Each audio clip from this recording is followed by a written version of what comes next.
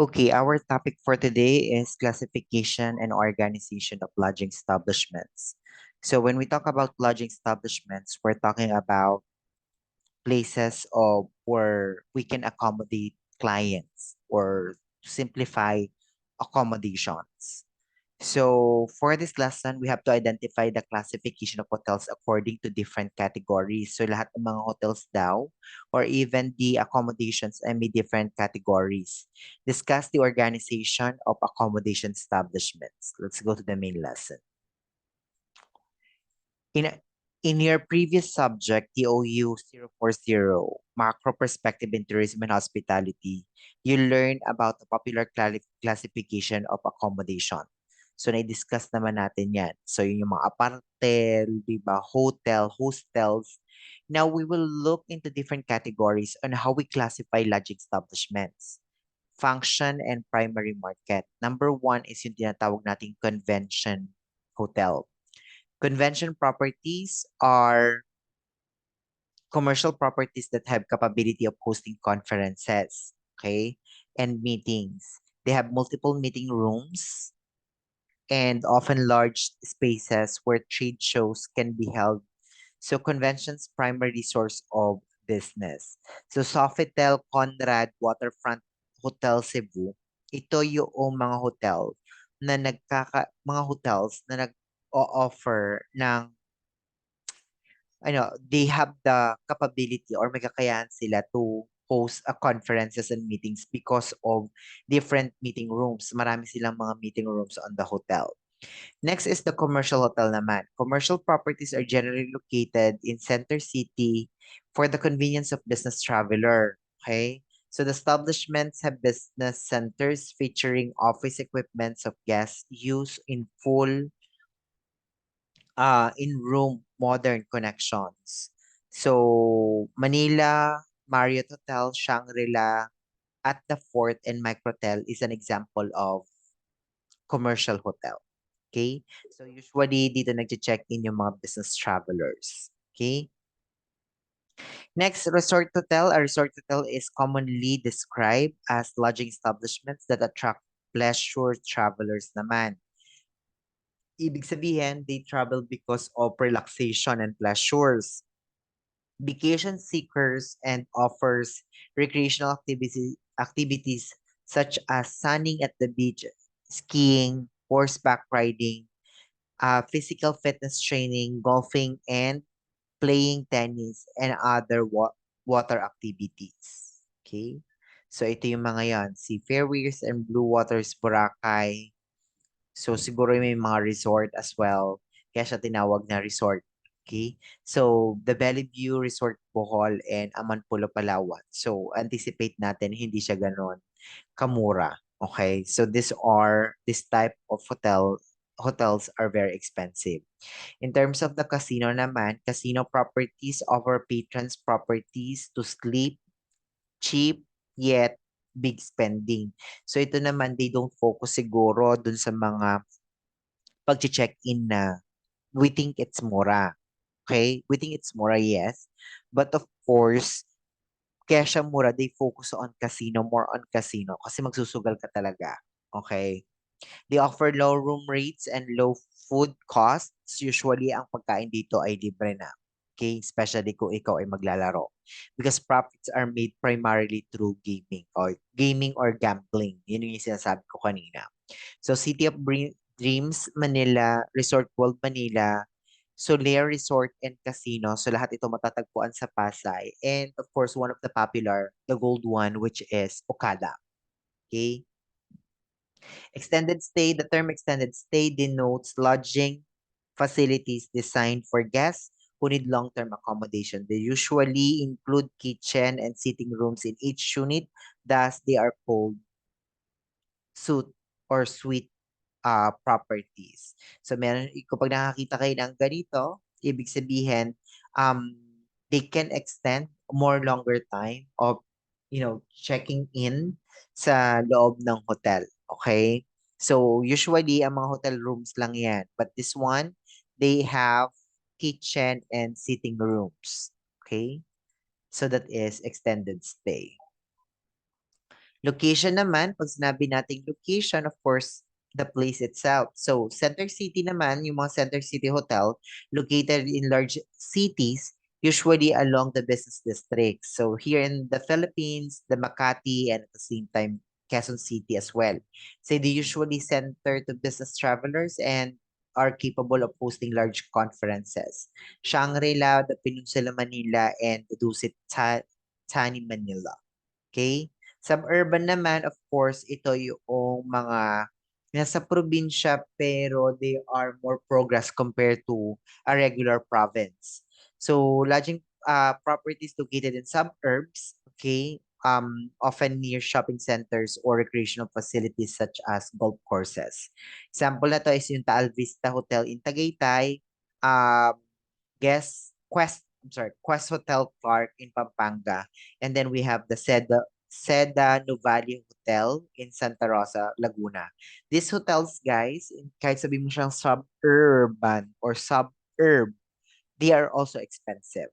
Okay? The resort hotel naman, ayan.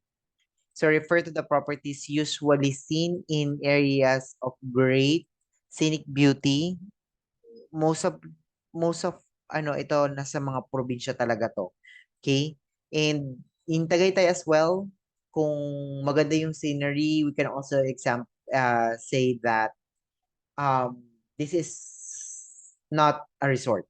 It is still considered as suburban. Okay? But usually the resorts makikita to sa mga Region 3, Region 4, tsaka Region 5. Okay? Highways, so alam naman natin. So properties that are located in isolated areas where there is no competition wherein they can charge higher rates. So pag walang kakumpetensya at nasa mismong highway, that is example of highway hotels. Pag airport hotels, it's very common na these are hotels near airports. Okay? Holiday Inn, Express Manila, Aerotel Hotel Cebu, and Oyo Davao Airport View Hotel. Okay? So for the size, kapag sinabi natin yan ng small lang room, 100 rooms, tandaan nyo to. Kapag 100 rooms lang, small. Ito yung mga small hotel. 100, exceeding 100 to 200 rooms, that's medium. Medium large is 200 to 500 and the large is over 500 rooms. Okay? Star quality, ito na, meron tayong tinatawag na 5-star. One of the best in the country, exhibits an exceptional high degree of service, striking luxurious facilities in many extra amenities. Ito, 5-star. Okay? Ayan yung mga 5-star hotel, diba?